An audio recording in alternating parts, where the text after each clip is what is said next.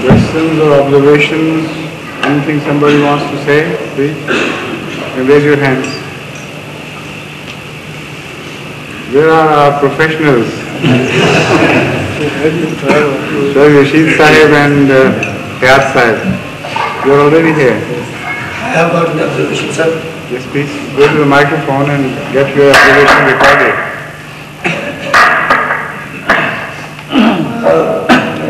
In Toronto, Canada, we were observing the Tabligh Day. We were distributing pamphlets. We were sticking those pamphlets on the cars, and everybody was accepting our pamphlets very gladly, and some did refuse. Suddenly, a Pakistani Padri came. Pakistani Padri? Yes. And he started actually fighting with us. And he said, who are you here to distribute these gifts? I said, who are you to stop us? He said, I'm going to the management and going to stop you. I said, you better go to the management and you pass them to stop us, because they have already got permission from the management to distribute these leaflets. No, I'm going to tell them that these are the enemies of Christ and these are the enemies of Christianity. Therefore, they should be stopped. I said, you please go to them and tell them that we are the enemies. Explain that we are the friends of Christ and we are not the enemies. You always run your course after... No, sir. This is the first time in my life. No, this is the first time in my life.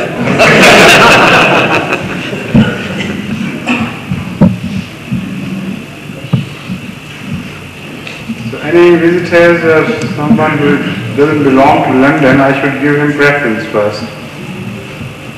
I mean, I should give him opportunity first. Yes, please.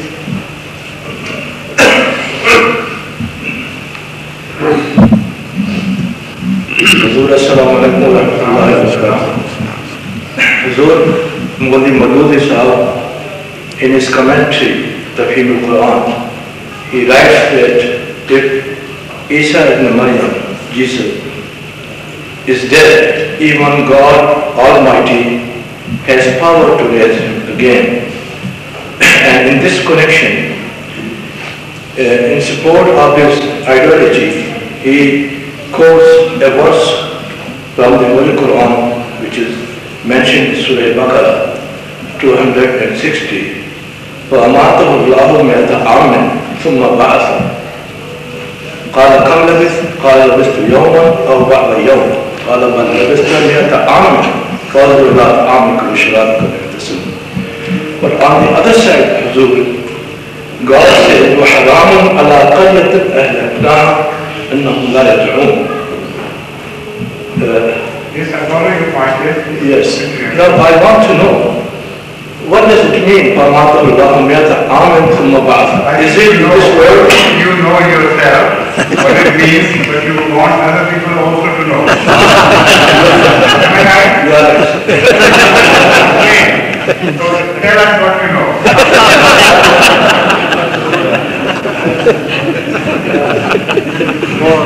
I know, Hazur, that فَمَاتَهُ اللَّهُ مِئَةَ عَامٍ, it is not this, it is a vision.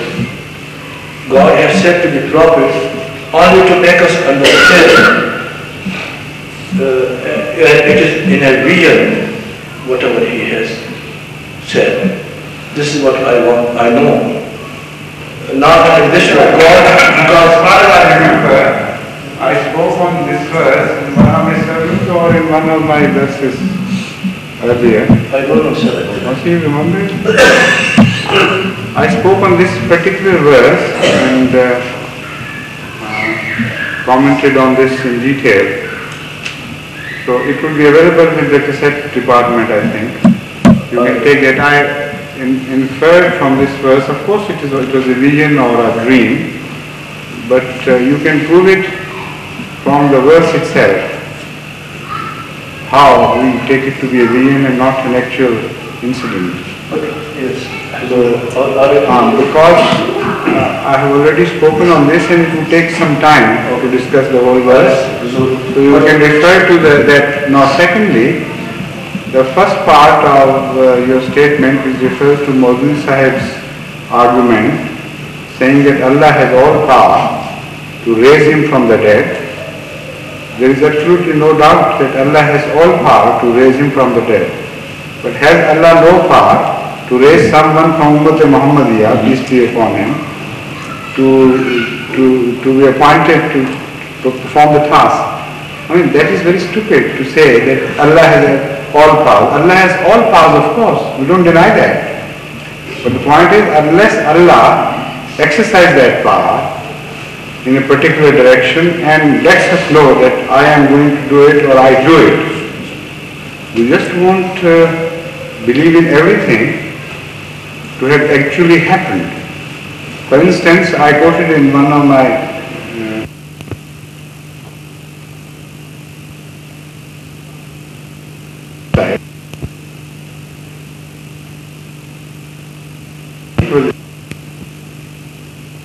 but anyway, the argument was the same, that Allah has power to do this and do that. Why don't you believe in that? Hasn't Allah power to raise Hazrat Masih ibn Maryam from here to the heaven? Of course Allah has power.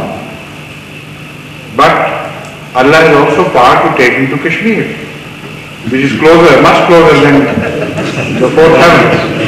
So why do you believe in one of Allah's powers and deny the other part? Deny his power in a second instance. So this is all fallacious. It has no logic in it. Again, in answer to one of the questions of Maududi Sahib, I said Allah has that was definitely Maududi Sahib. Allah has power to turn a Maulvi's halwa into gold, suddenly, without rhyme or reason. So if suppose a Maulvi relates this incident to somebody else and says that while I was eating halwa, suddenly it was turned into gold. So everybody will say you are a liar. The rebuttal would be, has Allah not power to do that? You are denying Allah's power, not believing in. That's no argument. The most important thing to remember in this sort of argumentation with your adversaries is this. That is the key point. That if somebody insists that Allah has that power, you accept that, of course, Allah has power. But if that power is out of the exceptional and not found in the routine, the greater the exception is, the more powerful must be the argument to support it. That is a principle which should be remembered, because this is a principle of common sense. Any unusual happening requires greater evidence.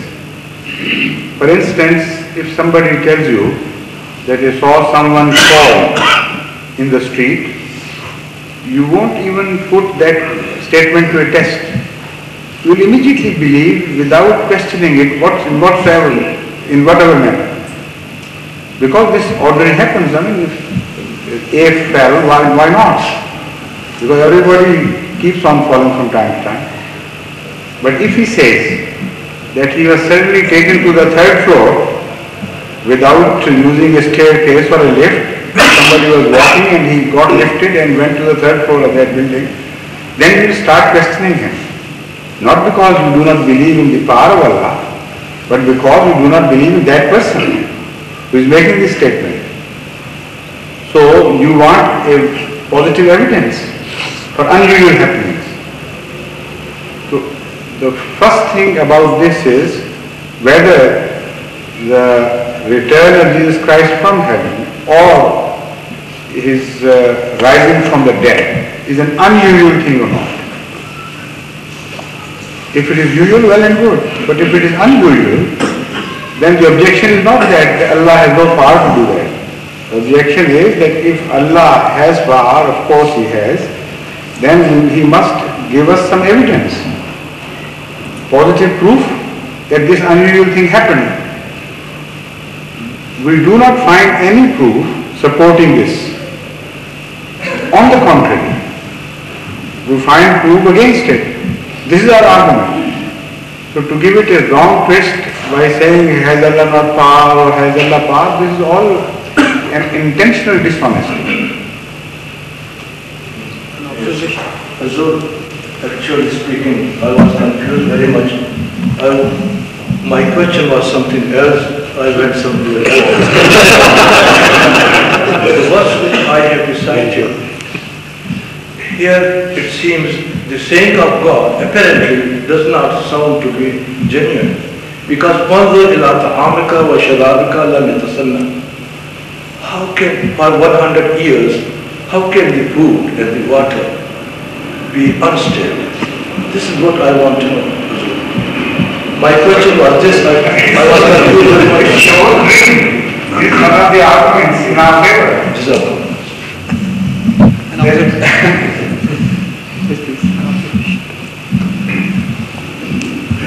That shows that he lived 100 years in dream. Otherwise, this was irrelevant to say that your wine is intact and the food is not rotted. That shows Allah wanted to show him that all that we have seen was just a dream. Don't believe it to be a real happiness. Check it from your own food and wine or drink or water. Yes. In our Ahmadiyya Secondary School in Nigeria, there is one teacher from government. He explained the religion as traditionalist. That he is not Christian, but he is a traditional religion. So we asked, what was our traditionalist? He called himself as traditionalist. That's right. Yes. So when we asked him that,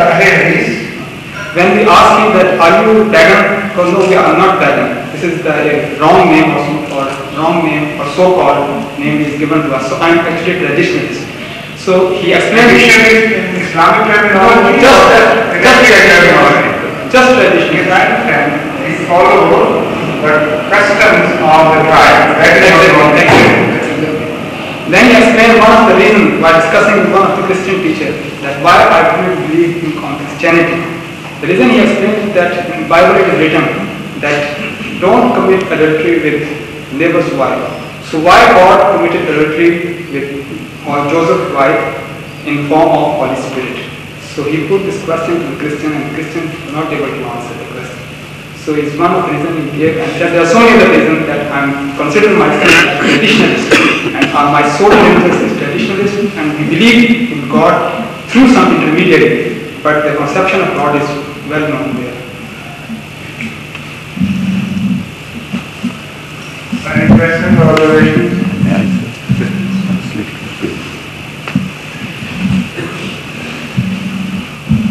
After that, Nazir Das Sahib, after you have spoken and have answered, I will give reserve the seat for him now. A little sad experience which I had on the 27th April last year, the next day of this ordinance by Zia in Pakistan. I was in Delhi working with the Union Public Service Commission as a member. And another member, when he met me, he said, well, Father, I'm a Hindu, Mathur. I'm very happy today that you have joined my fold, you have become a Hindu. I said, well, Mathur, I'm in India and I retain my religion. I'm not in Pakistan where a parliament or assembly and ordinance would declare your religion and my religion. I told this in this press conference also on the 11/4. I told them that I felt so ashamed, especially to the Pakistani press representative, the Jam and others. I said I felt so ashamed when this Mathur told me that I am a Hindu. I said if an Indian parliament, which is 4/5 majority that the ruling party has, and there is a move by the RSS, Rashtriya Swayam Sevak Sangh, and the Jan Sangh, the extremist Hindu organizations.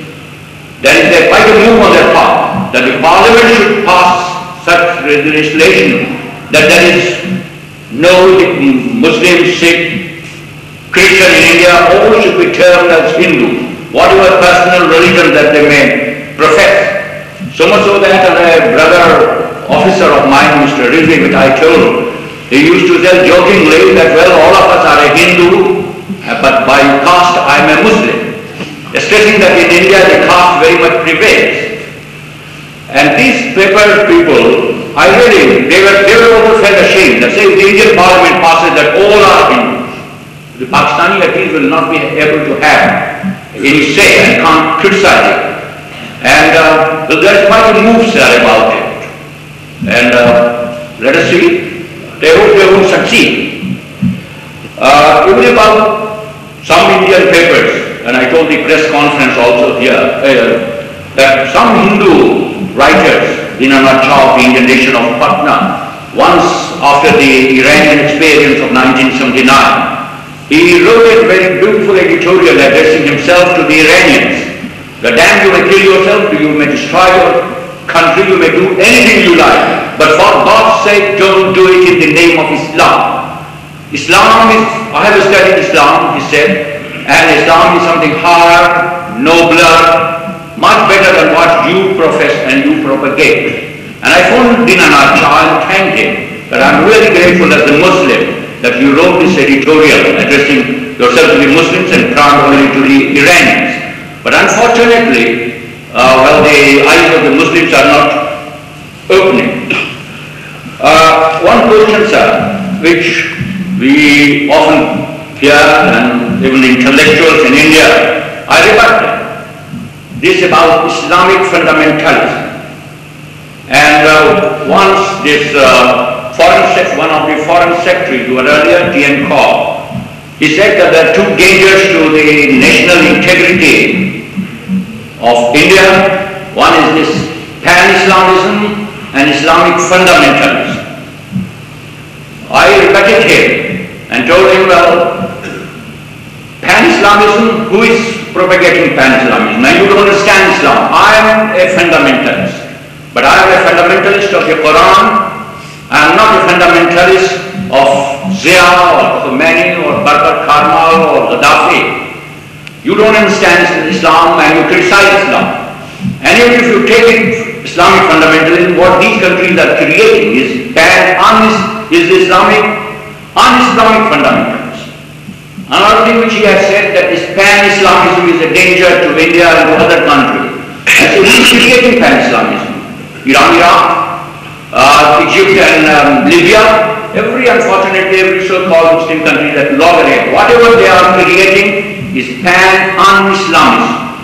T.N. Kaur had no answer for me. He said, Father, you brought in many... Thank you, sir. One question about this pan-Islamism, sir. This has become a great butt-in by others on Islam. That pan-Islamism, Islamic fundamentalism is a great danger to any progressive third world country. Islamic fundamentalism or pan-Islamism? That is not so much what they have come to understand about pan-Islamism, and no one is creating it. But among the intellectuals, this Islamic fundamentalism is very much a battle. You rightly pointed out to him. Yes. What we call Islamic fundamentalism is not Islamic fundamentalism at all.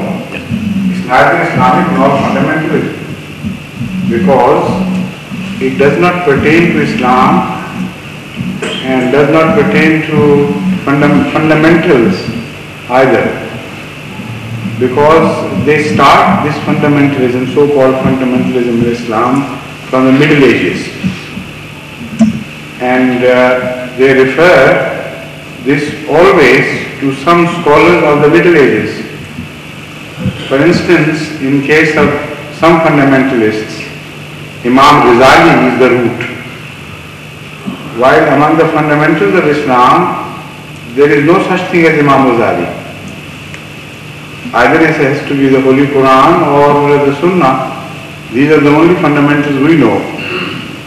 So their fundamentals always start from the middle, and then again they distort what Imam Ghazali himself said, or some other Imams which they follow, and create a new Islam with a completely new brand, which has nothing to do with their so-called Islam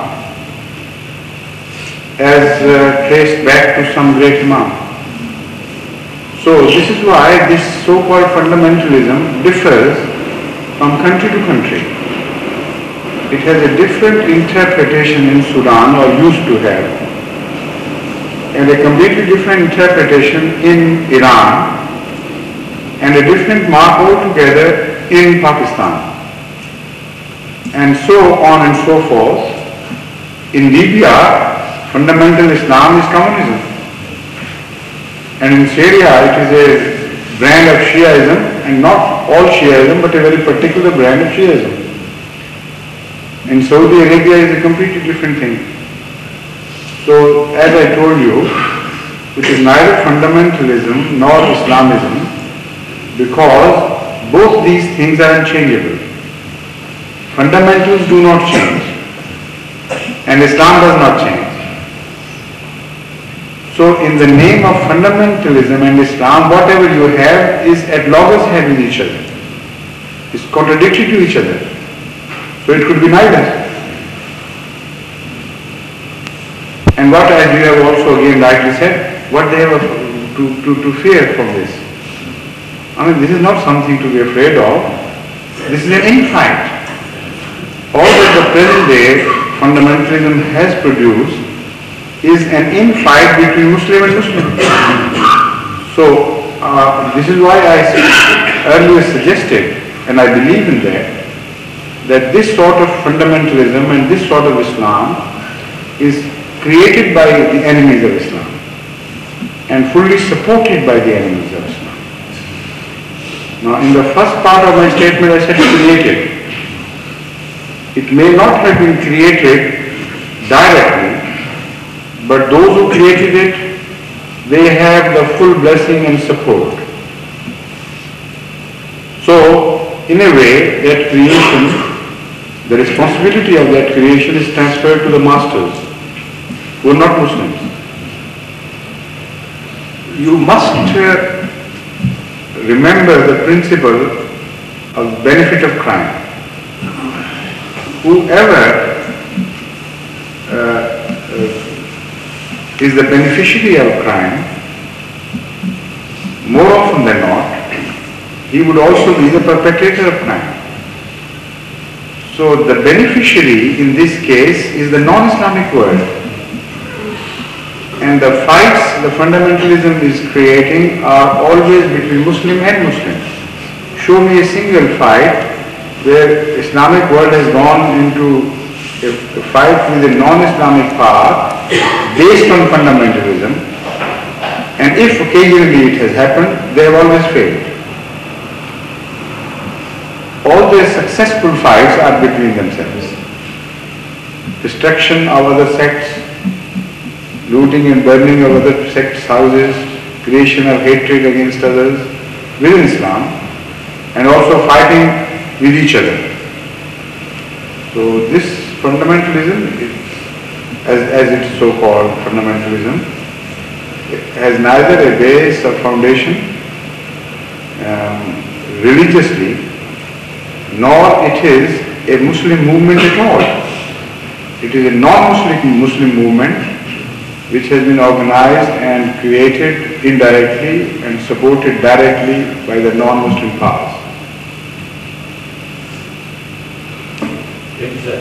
This is started about... No, this is the third or fourth question you asked. No, same sir.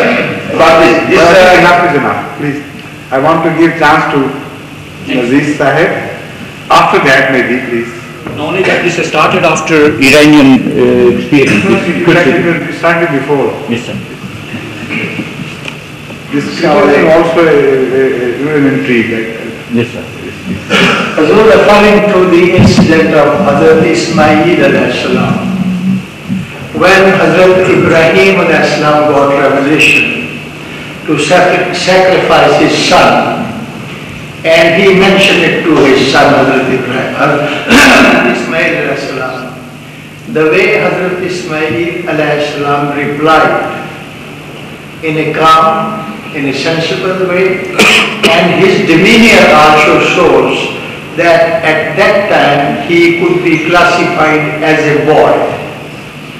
But when he was left in the desert, which later became Mecca, according to the legend, when they ran short of water and Hazrat Hajra ran across the hill, That's an infant at that time. he was a child. So how do we reconcile this discrepancies? I mean, there is no contradiction. I can't see any contradiction in it because these incidents belong to different times. They are two different times. When Hazrat Ibrahim ﷺ left Hazrat Hajra and the child in the vicinity of Khana Kaaba, he left them and went away. So there was no question of his asking his son or taking advice of his son about the dream. And we don't find it mentioned anywhere that at that incident, at that time it happened. So there is no contradiction. As Ibrahim ﷺ kept visiting the place from time to time. He came and met Hazrat Hajra and Hazrat Ismail and looked after them. And even after the death of Hazrat Hajra, he kept repeating the visit. So that is what we find in the tradition of Hazrat Muhammad Mustafa ﷺ. So that incident took place when he had grown up. Because, as I mentioned this in my sermon in Fiji on this occasion, when Hazrat Ibrahim ﷺ was told that, or he was shown in the vision or dream that he saw slaughtering his own son, in the first instance, he interpreted that dream and decided to leave Hazrat Hajra and Ismail in a deserted place near Khana Kaaba, in the desert close to Khana Kaaba. That was fulfillment of the dream by way of interpretation. But it seems that all through his conscience was pricking at him, because he was a man of a very high order. He just couldn't be satisfied, always in doubt. Perhaps I have escaped the ultimate sacrifice. I have run away from it. But again, he was a very wise prophet.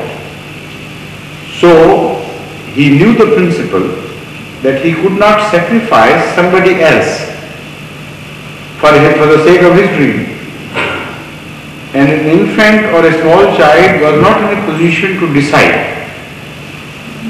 So all the time he must have been worrying, yet his principle withheld him from slaughtering his own child, because a child cannot decide for himself. So he must be waiting for the time when the child came to majority. And after he had grown up and could take a decision for himself, then he put this question to him. Mazatara. And he had been bringing him up all through in a manner that the answer would be nothing but I accept. And that is what happened. So it's the most beautiful incident in the history of sacrifice, full of deep teachings and philosophy. But unfortunately people have distorted it to just a plaything and nothing more.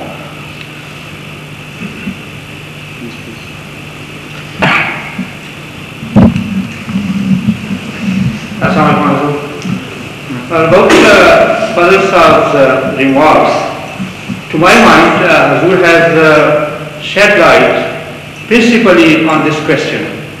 And this was that Islam cannot be partitioned geographically or otherwise in different parts of the world. The things which are happening is just the wishful coloring of the people in the name of Islam. I think this is the answer, basically. Whatever the terminology is used, whether it is Islamic fundamentalism or any other terminology, if the basic idea is to give color to their own wishes in the name of Islam and to use Islam as a political weapon in whatever form, I think this is the wrong which is being done in the name of Islam. So this answers any terminology, whatever it is used. So this answer basically, principally, whatever terminology in the name of Islam. This answers a certain aspect of the question, but when you give it a different twist, then you have to come out with a different answer. And for you it may solve everything, but for the others it may not.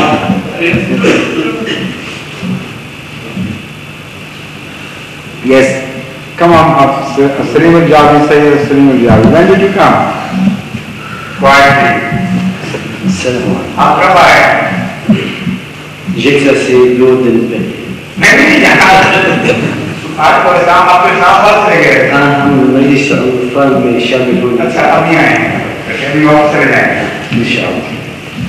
مجھے اجازت دیتے ہیں حضور کہ میں اردو میں اردو میں کیونکہ انگریزی میں نہیں. لیکن انگریزی سمجھنے کے جواب آپ میں دوسرا بات سب بتا دیں گے. یعنی عام طور پر اقول سمجھ سکتا ہوں. حضور ہم سب متفق ہے کہ قرآن کریم نے پیشگوئی کیا خاص طور پر عربوں کے بارے میں کہ یہ قوم ان کی حکومت ٹوٹ جائے گی اور اسلام کی حکومت آ جائے گی.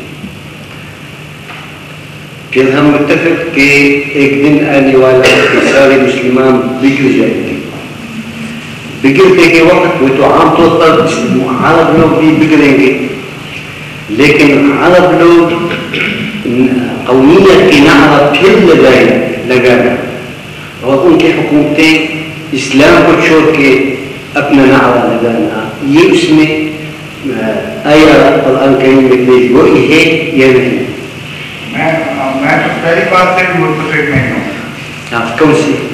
کہ قرآن کریم میں لکھا ہے کہ ساری حکومتیں مسلمان ہو جائیں گی, اسلامی حکومتیں ہو جائیں گی. کہیں لکھا اسلام کوئی ذکر نہیں کرتا حکومت کا, نہ اس کو دلچسپی ہے. اسلام دین کے غلبے کی بات کرتا ہے. لیظہرہ علی الدین کلہ ولو کرہ الکافرون. دوسری جگہ فرماتا ہے لیظہرہ علی الدین کلہ ولو کرہ المشرکون. تو یہاں اظہار دین ہے نہ کہ اظہار سیاسی. اس لیے حکومت کے ذکر میں بات نہ کریں. یہ الگ واقعہ ہے کہ جب آپ کا غلبہ دینی طور پر ہو جائے تو جو حکومتیں بنیں گی وہ مسلمانوں کی حکومتیں ہوں گی. لیکن اسلام کو اس میں دلچسپی نہیں ہے. اسلام کو تو دین کے غلبے میں دلچسپی ہے. وانشق القمر اس میں پیش گوئی نہیں کہ وہ تو رسول اللہ علیہ وسلم کے زمانے میں ان حکومتوں کے ٹوٹنے کی پیش گوئی ہے جو عربوں کا. جی جی. تو ابھی عربوں کی حکومت پھر قومیت کا نام ہوتا ہے. کسی نے وہاں پوچھا میری سوال, انہوں نے کہا تم نے کہا کہ وہ شق القمر یہ عربوں کی حکومت کے ٹوٹنے کی پیش گوئی. آیا دیکھو ابھی یہ عربوں میں پھر قومیت کی طرف آ گئے اور ان کی حکومت. آیا قرآن کریم میں اس کا پیش گوئی ہے. میں نے ان کو کہا قرآن کریم میں جو واقعات کی پیش گوئی ہے وہ وہی ہے جس کا بنی اسرائیل میں سورہ بنی اسرائیل میں ذکر ہے. اور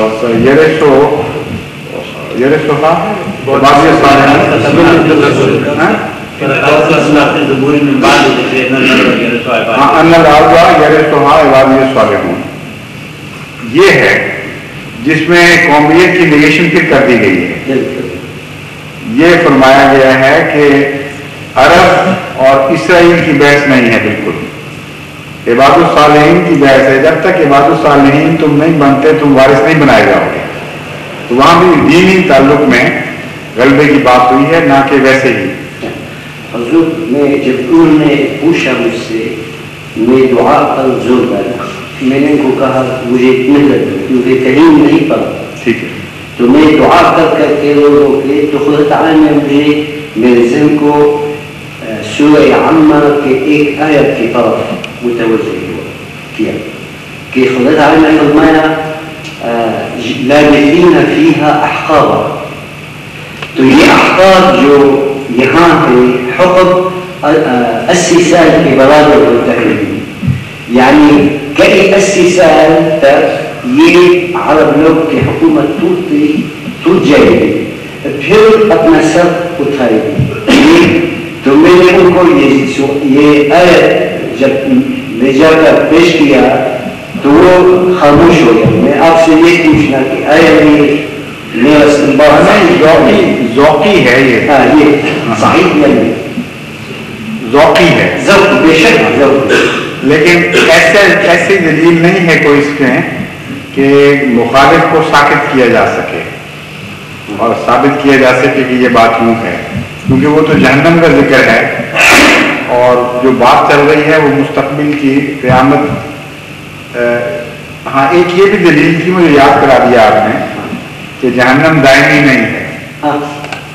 احقابہ بتاتا ہے کہ جس کو خلود کہہ رہا ہے خدا تعالیٰ جہنم کے تعلق میں، اس کا معین عرصہ ہے. یہ مجھے اس وقت یاد نہیں آ رہا تھا، میں نے آپ سے ذکر بھی کیا تھا کہ معین بات ہے. دس از اٹ. اچھا کیا مجھے یاد کرا دیا، یہ فائدہ تو ہو گیا، مگر دوسری بات شاید درست نہ ہو. ذوقی بات ہے یہ کہنا کہ مسلمانوں کی حکومت احقابہ تک نہیں رہے گی. یہ واقعاتی طور پر بھی مختلف جگہ مختلف شکلوں میں ہوا ہے واقعہ. صرف عربوں کے بارے میں نہ مگر صرف عربوں کو کیوں خاص کیا جائے گا؟ سوال یہ کیونکہ قرآن کریم کو تو عربوں میں بذات خود کوئی دلچسپی نہیں ہے. قرآن کریم کو تو صرف اس بات میں دلچسپی ہے کہ اللہ تعالیٰ نے ایک رسول بھیجا وہاں، اور جب لوگوں نے کہا کہ فلاں جگہ کو نہیں بھیجا فلاں جگہ کو نہیں بھیجا تو اس اعتراض کو رد کر دیا کہ ہمیں اس میں کوئی دلچسپی نہیں کہ کس قوم سے آتا ہے. دلچسپی اس بات میں کہ ہم نے کس قوم سے بھیجا ہے، اور بات ختم کر دی وہاں. اور ان کے دوبارہ ظاہر ہونے کا بھی ذکر فرما دیا. وآخرین منہم، اس وقت پھر وہ دنیا والے عربوں کی طرح ابتدائی عربوں کی طرح ظاہر ہو چکے ہوں گے. اس لیے عرب قومیت کو بحیثیت قومیت کی فضیلت دینا کسی معنی میں، یا اس میں ایسی دلچسپی لینا کہ ہمیشہ کے لیے عربوں کی طرف ہی توجہ مخصوص رہے، یہ درست نہیں ہے. عربی و اجمی، اس میں ایک یہ بھی پیغام ہے، تم کیا پیسے لے بیٹھے ہو پاگلوں والی. عربی و اجمی کی بحثوں چلاؤ گے خدا کے معاملے میں، یعنی دوسرا بھی معنی ہے، ایک یہ بھی معنی اس کا بنتا ہے. اس لیے یہ بحث اٹھانی چاہیے. بات یوں ہے کہ آئندہ زمانے میں عربوں کی ناشکری کی وجہ سے عربوں سے انتقال روحانیت کا ذکر تو ملتا ہے بے شک، اور اس کے بعد دلچسپی کا مرکز دوسری جگہ بن جاتی ہے جہاں روحانیت منتقل ہوگی. عرب دوبارہ معزز بنیں گے جب وہ روحانیت کے دائرے میں داخل ہو جائیں گے، پھر وہ یقیناً دوسروں سے زیادہ معزز ہو جائیں گے. کیونکہ رسول کریم صلی اللہ علیہ وسلم نے اپنا اصول جو بیان فرمایا کہ جو تم نے جاہلیت میں معزز تھا، اگر وہ اسلام میں اچھا ہو تو اسلام میں بھی وہ معزز ہوگا. بس یہ معنی ہے، اسلام میں اگر وہ اچھا ہے تب اچھا ہوگا، ورنہ نہیں. بس عرب اگر دوبارہ اللہ تعالیٰ کی کاٹھی کو جو خدا نے ڈالی ہے اس کو قبول کر لیں، اس کے سامنے سر جھکائیں، تو چونکہ پہلے بھی حضرت صلی اللہ علیہ وسلم ان میں مبعوث ہو چکے ہیں اور سب سے بڑی نعمت خدا پاک فرما چکا ہے، تو یہ سونے پر سہاگا بن جائیں گے، اس سے انکار نہیں ہے. لیکن جب تک یہ نہیں کرتے اس وقت تک کوئی حقیقت نہیں ہے.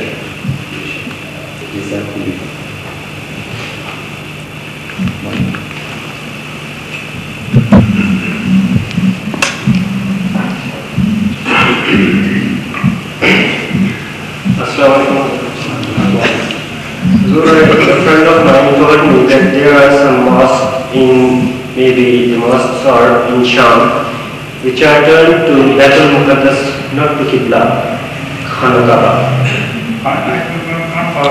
There are mosques in Syria. In Syria or in Damascus. which are directed to Baitul Muqaddas. And not Khana Kaaba. Not Khana Kaaba. He would tell us. He's from Syria, from Damascus. कहते हैं कि उन्होंने सुना है कि शाम में या दिमाग में ऐसी मसाजिद मौजूद हैं जिनका रुख खाना काबा की बजाय बैतुल मुक़द्दस की सिमत में है। गलत है। क्योंकि कोई मस्जिद रसूल करीम वसल्लम के आखिरी हयात तक कोई मस्जिद नहीं बना दिमाग में।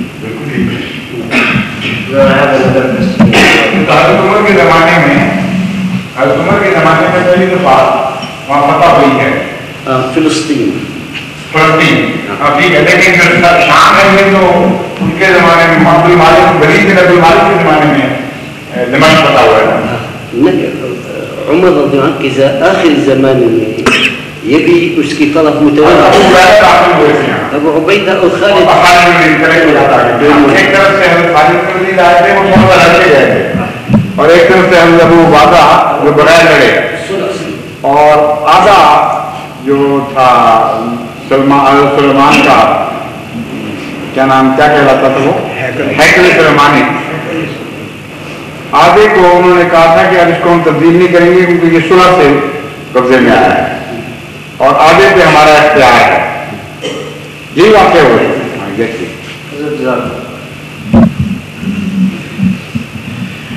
तो मस्जिदें जो भी बनी है इस वाक़े के बाद बनी है। समझिए नेक्स्ट प्लीज। वो ये मनारत मसीह भी उसका कोई वजूद नहीं है।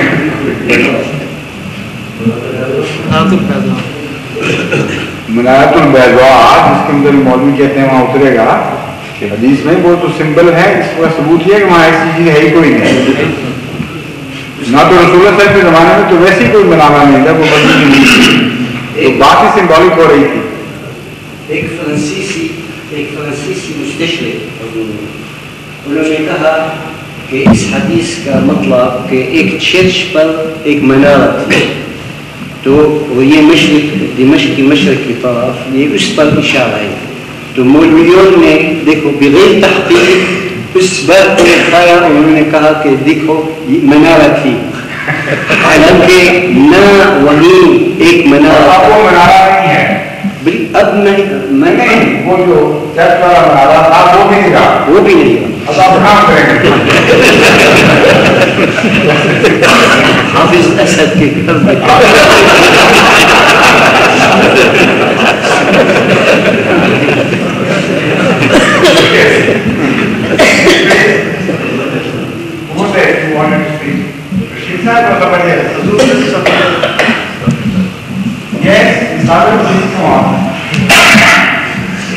Why is sitting hidden from me? They got me laughing over here. Assalamu alaikum.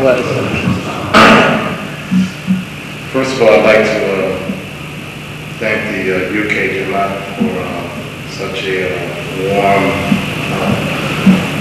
Joseph Salana, and that request prayers from you for them. And Brother Bashir, who stays on Southfield Road, who has housed me for the past couple of weeks. And it's been very... Has Sister Aisha Bashir left or is she still there? I'm not sure. Because I received a letter from her. She wanted an appointment, and she also mentioned that once before she had been here, she came particularly to see me all the way from the United States, but I was away on a tour of Europe at that unfortunate time. So she wanted very much to see for certain things she wanted to discuss. But then I received her letter, it was I think already too late, but I don't know whether she's there or not. Where is she staying if she's there? I'm not sure. I don't know. You will know. Find out from somewhere. Will you find that out?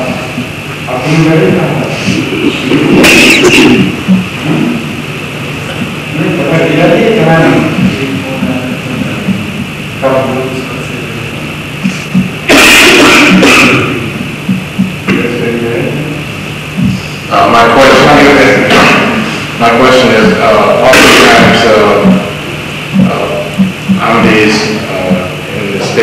elsewhere draw similarities between the caliphs of the Holy Prophet Muhammad and those caliphs who follow the Prophet Messiah, peace be on him. Could you tell some of the similarities of yourself and Hazrat Ali? No, that is extending that thing too far. It doesn't have to be a similarity in detail and also in numbers. Otherwise, there could be a very bad omen for an individual. Because, and most unfortunately, the greatest tragedy that could take place in the world of Islam was the end of Khilafat. Yes. And that happened at the end of the fourth Khilafat. So, I can sacrifice anything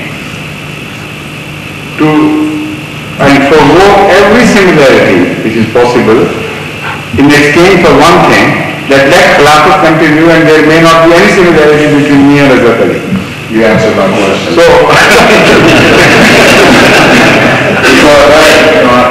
that was something I hadn't thought about. I said that it should be okay. It's the grace of Allah, and the Prophet is prophet of Allah, and inshallah that prophecy will be fulfilled.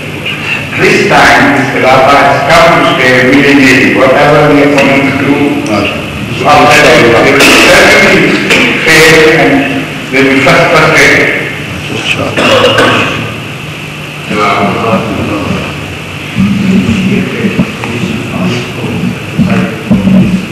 Khilafat of Messiah will be maybe more than 1,000 years in Bihar and Bar. In the other one, yes.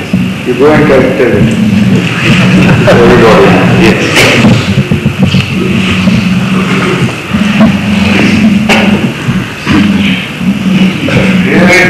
What is also started living inside of India of references. It's required. So it will something.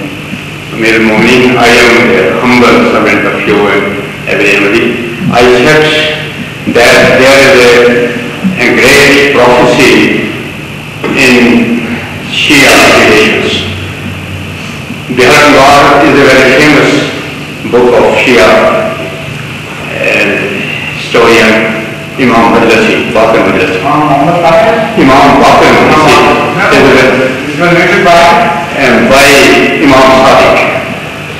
But the author of this book is Baqir Majlisi. He is also a great and famous author of Shia section. He said that the Khilafat of promised Mahdi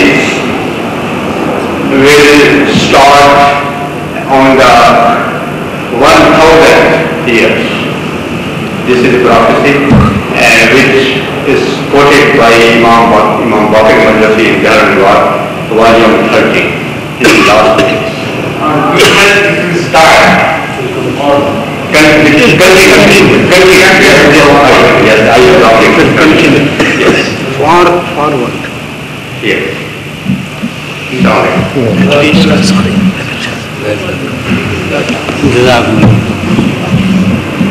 और बात कर लीजिए नहीं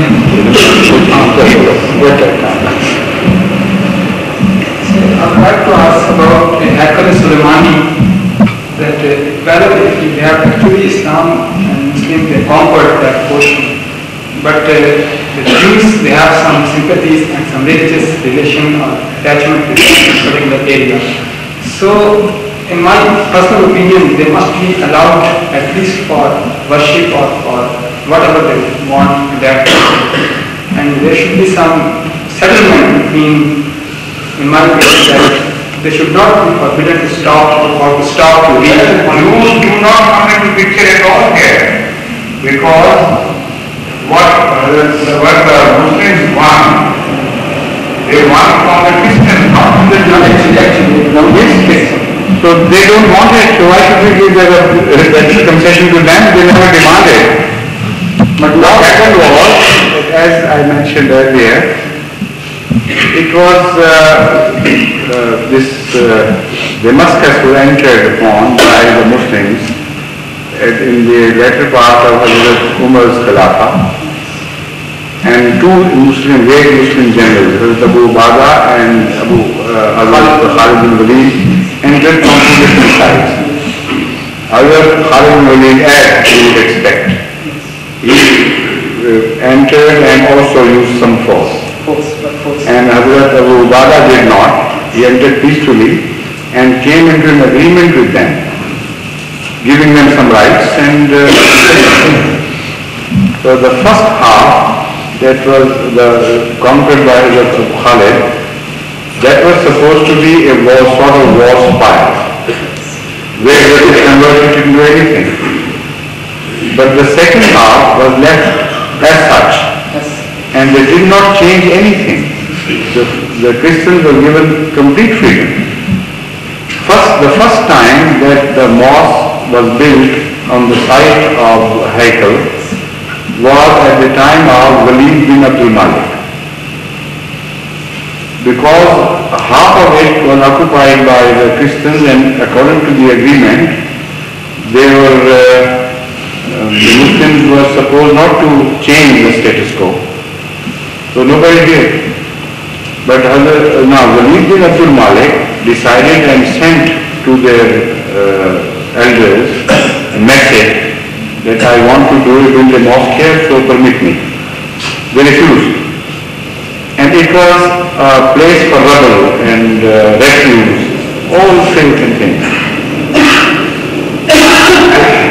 And said that whoever does it, he will be cursed. Why so?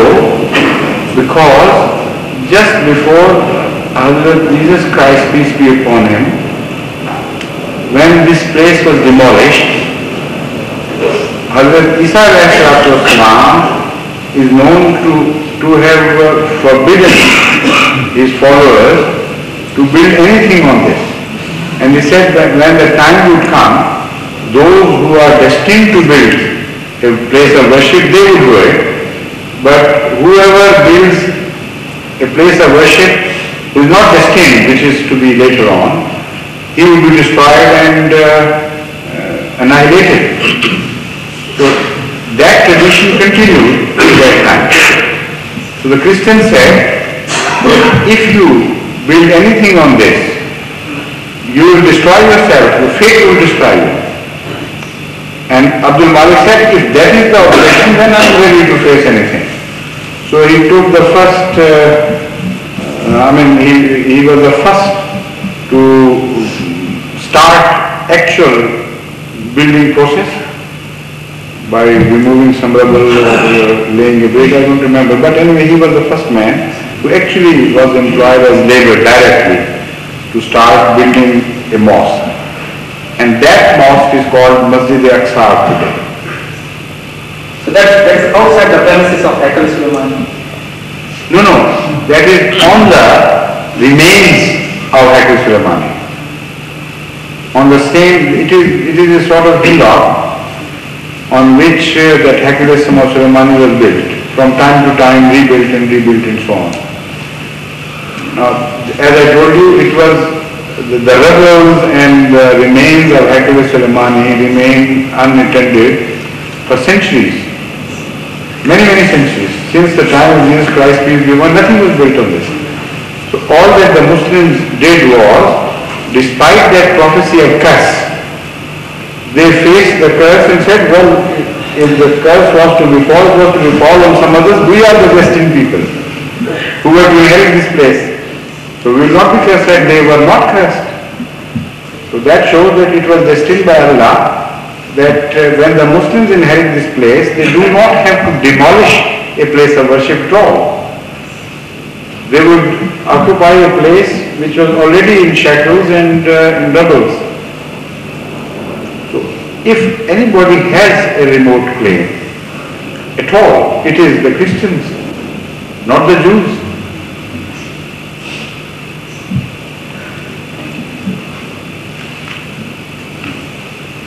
Yes, please.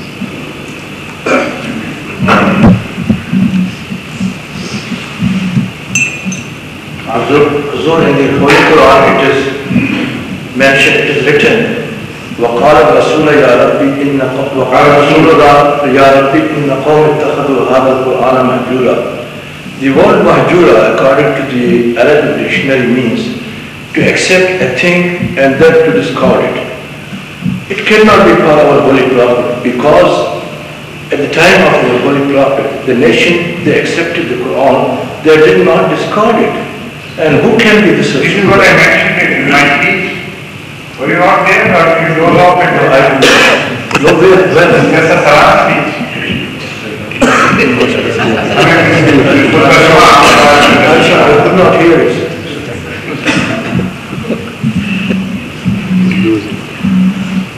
Okay, just a moment, please sit down.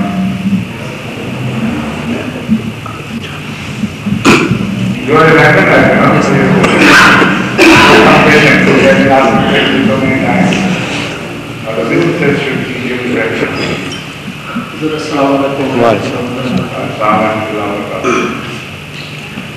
This is an observation which was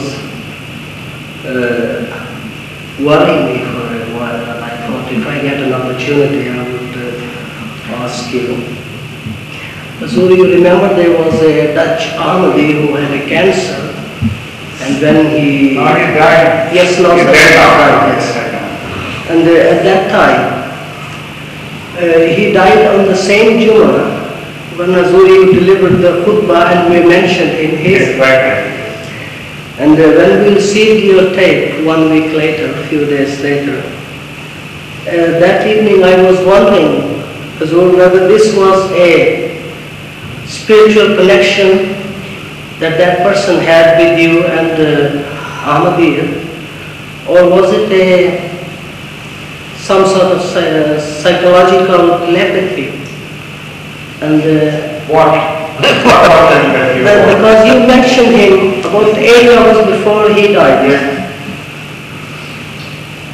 You know, I mentioned him as a sign of Allah, sign of Allah's favor, and I mentioned him that there are such pious people whom Allah chooses to guide, and just before the end of their life here, they are guided miraculously. And he was one of those who were pious with him. Although all his life he spent in search of truth, he couldn't. But just before he was about to die, he was led to our mission there, and he accepted Ahmadiyya. And then another sign appeared, that although the doctor had declared him to be almost dead, within it was a matter of just a week or so, according to them, he lived for a year or so, or beyond, about 2 years afterwards. More than 3 years. More than 3 years. So at that time I didn't know that he was in a precarious state, but Allah wanted it so that he should be mentioned during his lifetime and not after his death. So just about 8 hours before he died, I mentioned him as a miracle, living miracle of Allah. And while at that time he was living. So he served his purpose. That was just a pleasure we received out of that. I mean, this was the destiny of Allah that it so happened. Yes, please. You know, after you, I gave an opportunity to Mr. Bashir here. He's getting very, very restless. Because I'm going tomorrow, therefore I have to clear that. Yes, but still, he's restless. I can wait. I can wait even for a week. I wonder that after Hazrat Ali, Hazrat Imam Hassan became a Khalifa. But I don't know why in our books or in the history of Khulafai Rashidin, the mention of Hazrat Ali is not given there at all. Why? For 6 months he was a Khalifa. Hassan, yes, Hassan. Hazrat Imam Hassan, he had he been one of Khulafai Rashidin, he could never have abandoned his Khilafat. But that was a reason for him. No reason whatsoever. because our Holy Prophet, peace and blessing of God be upon him, prophesied that after me the Khilafat will remain for 30 years. And after 6 months of his Khilafat, this 30 years was completed. That is all right, but what I mean to say is, had he been Khalifa Rashid in the sense we take it to be, he could not live beyond Khilafat. That is the point. So Khalifa never lives beyond Khilafat because he is the subordinate of the Prophet who does not live beyond his life in his capacity of office holder. So they exactly telling with each other. Now here we see something very different. So that shows that he occupies an exceptional transition period. So instead, now when it is a transition period, he belongs to two different categories at the same time. So we can't quote him as a clear case. So better not opine on him, because by mistake you may attract Allah's wrath. So things on which you are not very sure what happened, which are enigmatic and perhaps will remain enigmatic, on that better not to open your mouth at all.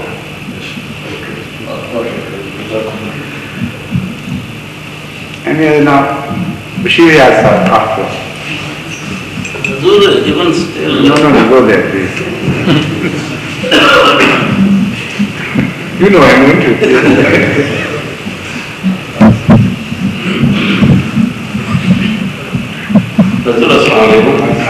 Hazur, even still, I'm ready to wait for a week or two. I don't mind if there is any guest still one class. You can, as far as asking the question is concerned, you can wait all your life. That opportunity. There you go. But you will remain very mystical and No, there was a reason for that. When the reason after question.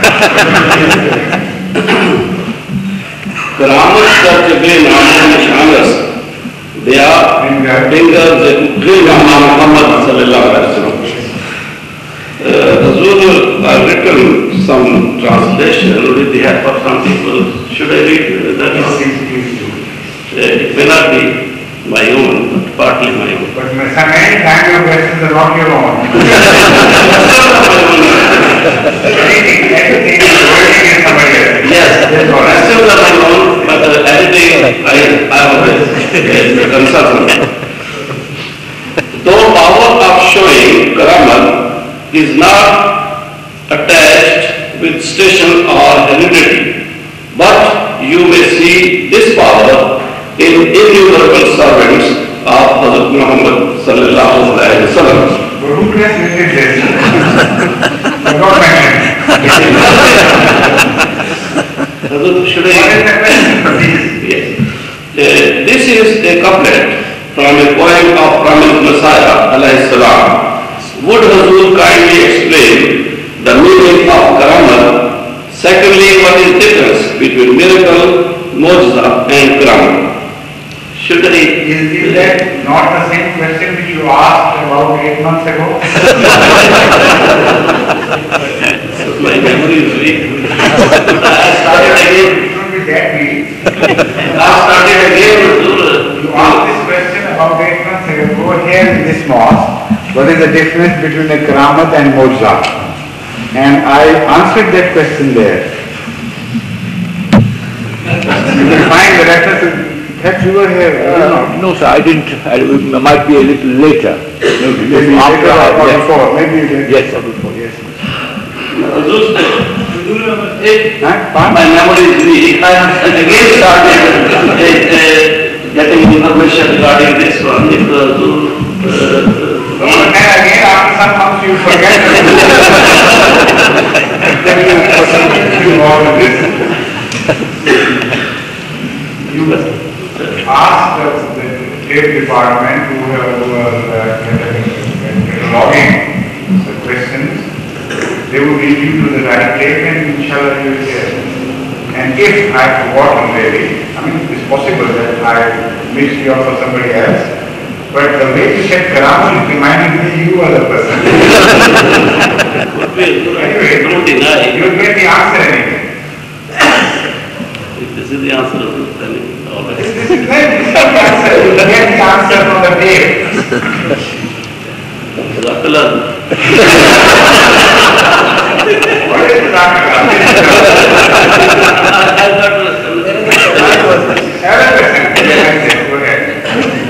Would Hazur kindly advise us on the origins of Fiqh Hanafiya and Fiqh Jafriya, and also kindly explain some of their main differences? The origins of every fiqh are the same. There is absolutely no difference. They are accepted principles of the world of Islam, that is their scholars, that the fundamentals of Islam are the same without doubt. But how you believe that this belongs to the fundamental or this does not belong to the fundamental, how you differentiate between fundamentals, there the criteria differ. Hazrat Imam Abu Hanifa, Imam Shafi, Imam Malik and the rest, they believe that it has to be a direct line of tradition after the Holy Quran, I mean, which should lead to Hazrat Muhammad Mustafa sallallahu alayhi wa sallam, and all the various links between the person who received the tradition and Hazrat sallallahu alayhi wa sallam. All these links should be solid, and the full investigation should be made as to their character and credibility and all that. After everything done, you are left without any doubt that this particular tradition belongs to Muhammad sallallahu alaihi wasallam. Then you should rely your judgment on that tradition and infer from that regarding the jurisprudence of Islam. This is the generally accepted principle of the Sunni world. Yet the standards differ. Of course, some Aimma have taken some very weak traditions, weak in the sense as it's used, zaif. And they base their judgment on some zaif ahadith as well. But only because because there is a paucity of traditions on that subject, and they cannot lay their hands onto a more believable, more powerful tradition. So the choice to them is just either to accept a weak tradition and base their judgment on that, or just to give an opinion from themselves. So in these two cases, lesser evil is adopted, and instead of giving their own opinion on the subject, they would rather accept a weak tradition as well. So the principle is not violated. The principle is adhered to as long as they can have access to some powerful, reliable tradition. They would always do that. Otherwise, because there is nothing else in the field, the only available tradition would be accepted. This is the general happening in the world of non-Shia Islam. The Shias have a different way of judging the credibility of a tradition. They say because our Aimma are Masoom al-Khata, they cannot commit error, and they are so truthful that it's impossible for them to relate anything to Muhammad sallallahu alaihi wasallam which he never had said. So their criterion is this, that whatever an accepted Imam has related to Muhammad sallallahu alaihi wasallam, whether he discloses the links between them or not, whether that saying is traceable in the rest of the Islamic world or not. Regardless of this, whatever the Imam says, retributes to Muhammad sallallahu alaihi wasallam, that should be accepted in toto without question. So their jurisprudence is based, is supposed to be based again on the same principles, but as far as the actual material is concerned, that differs widely. Because there is always a possibility that an imam was told of something by some weak person who was not reliable. And because the thing itself was not objectionable, he might have accepted it. But this is how we see. And but the Shias won't accept this position. They say the Imam Masoom, they could not have related anything unless they were quite certain that Hazrat Muhammad Mustafa sallallahu alaihi wasallam had really said it. So this is the major difference, otherwise the principles remain the same. Yes, please, Mr. Bhutta? Are you Mr. Bhutta? I want to, with the Hazrat's permission, one word only, one or two. One word. I asked one of the first question, if I have listed it. For that you didn't have to ask any apology. But for this, you may. So instead of one word, you said so many words.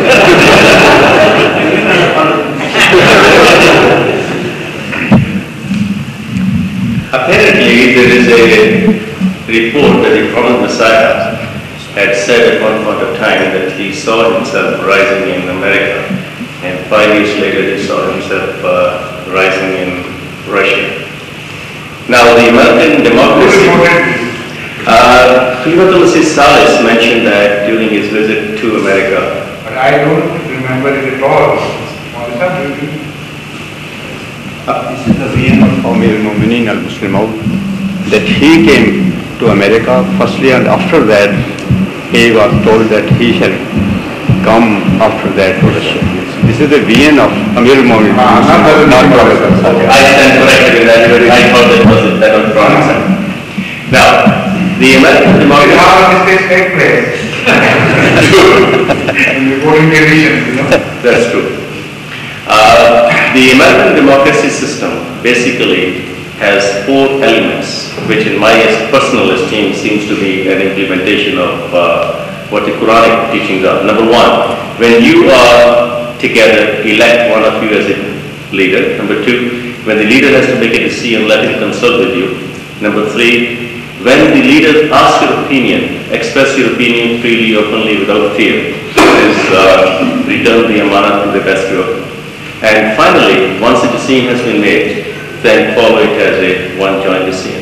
Now, this is a unique element of the democracy which the Americans somehow introduced, because they basically may be Muslim. The Americans are supposed to practice. Correct. Supposedly.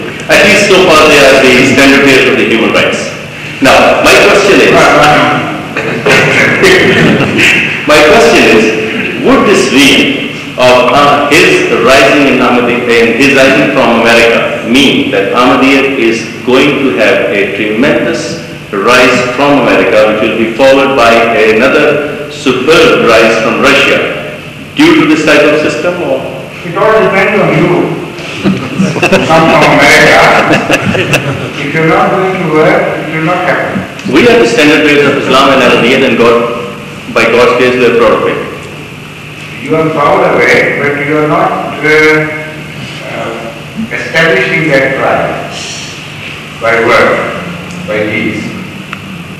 The pride in theory is different from a pride in deed. So you must earn that pride by doing such deeds as would be cause of spread of Islam in America. So most of the entities there are unfortunately dormant state as far as fishing is concerned. And this was the issue we took at the Majlis Shura this year. And I hope everybody has gone back fully charged. I know one man at least who is, and that is Sabir. Aren't you? Yes. Yes. Inshallah. Yes. And they are returning in a state where they are capable of charging others without loss to their charge. So that is to say, they are magnetized.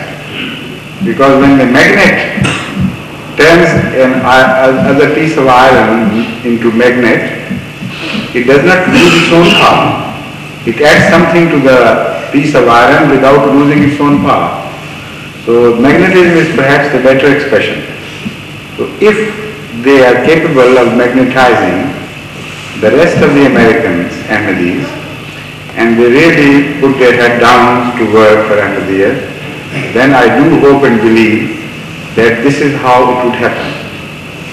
But if they do not, then these promises are not sometimes fulfilled because they are always related to the actions. And they are sometimes deferred, they are sometimes ignored by Allah by way of punishment. This charging and being charged by magnetism is good, but I think we do need a supercharge, that is by the arrival of the Khalifa Bakr from time to time, like everybody else. That has been happening before and we were not charged. As a member of as a member of the American Jamaat, I would like to say there was some difference. That's why I say we need a little more electric supercharge rather than a charge over the magnet.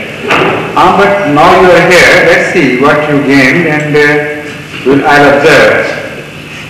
If really your statement is correct and you go back a transformed man in that direction, and then if I feel that you cannot charge them as fully and as powerfully as I could do, then I would come to America, inshallah. That I can assure you, sir. I can assure you.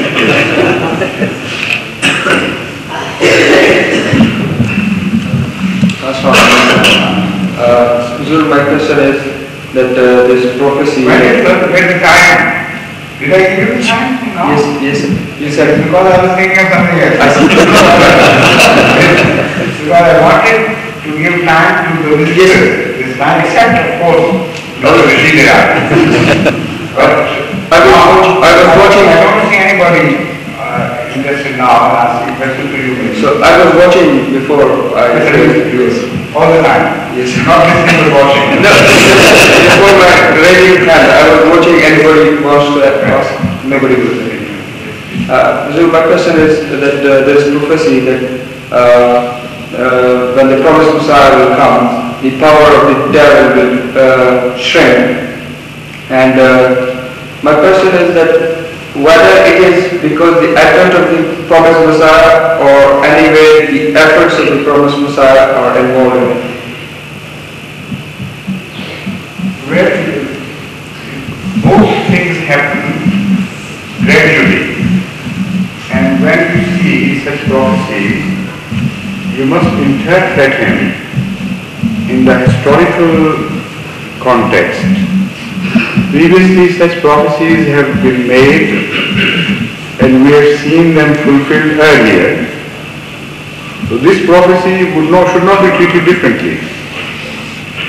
These things happen on a larger and grander scale, and the pace is completely different from the pace of individual events. So sometimes people totally miss what is happening. Now, since the time of Hazrat Masih Maud things have been happening which have been totally ignored by the opponents of Ahmadiyyat, and they always come out with the same demand: where is the shrinkage of the jar? While here you are a proof that the jar has shrunken to this island now, because the Jariyat was made symbolic by the British government. And it was the British who represented both the imperialism and the Jariyat of Christianity at the time of Hazrat Masih Maud. And that was the time when they proudly said that the sun does not set upon our empire.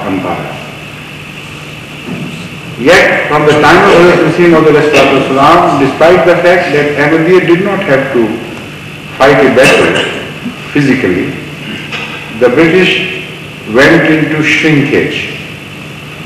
And from then on, the British Empire was never on the increase as previously it was. One after the other, they left the countries, and ultimately they got they shrank to the size of their island, except for that Falkland Island, perhaps. So that they had to pay a big price. But anyway, I mean, that process is still on. And also other territories, Muslim territories, occupied by other powers. They were also liberated in the same process. So one shrinkage we have observed has taken place over 100 years and still continues. The other shrinkage is the spiritual shrinkage. And the attitude of the Western world and Christianity and the great hopes they were pinning on the future of Christianity, they have completely been shattered. The dreams have been shattered, and now they're going into defensive instead of offensive. In Africa, what has happened? They have themselves accepted their defeat at the hands of Ahmadiyya.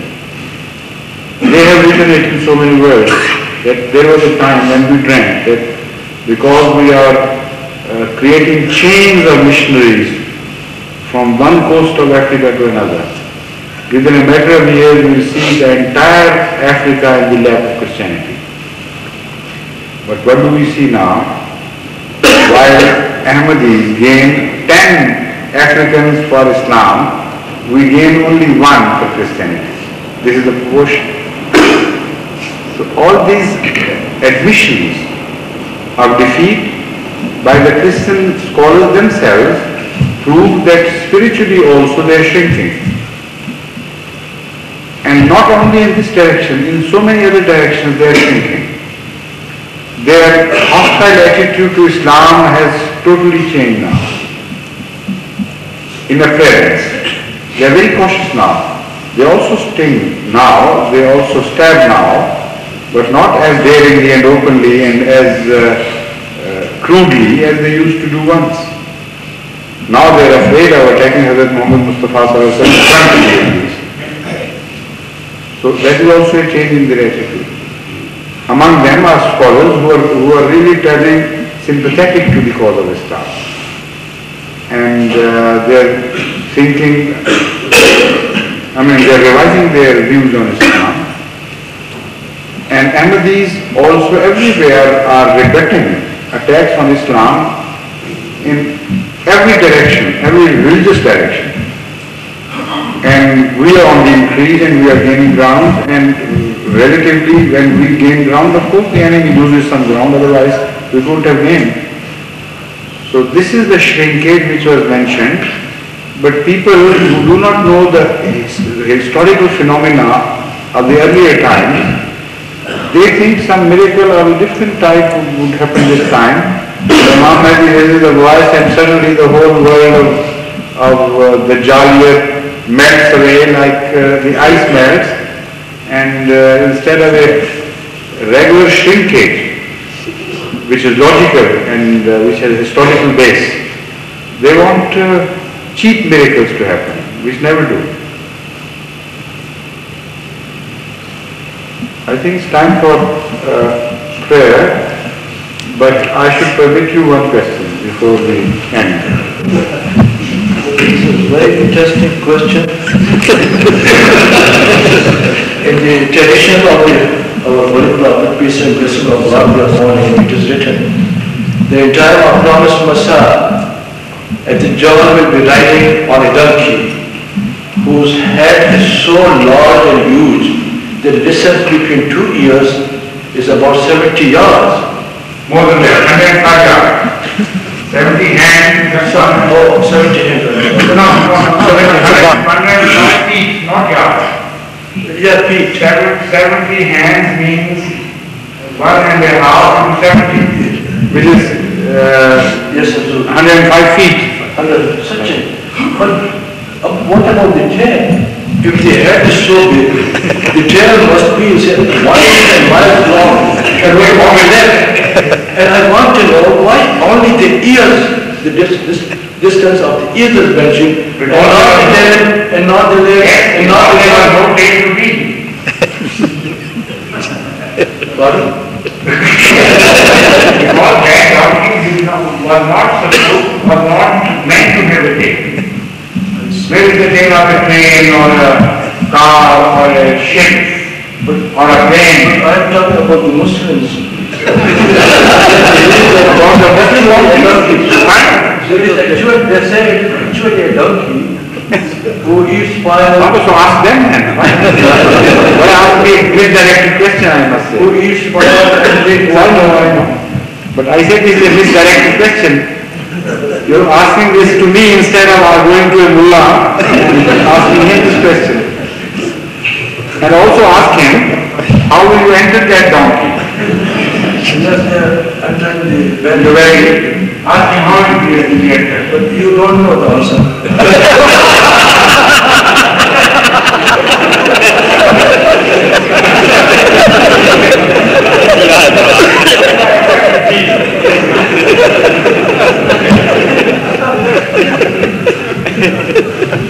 All right, Azan, please. Good note at which we are ending now. We are ending on a good note. Thank you.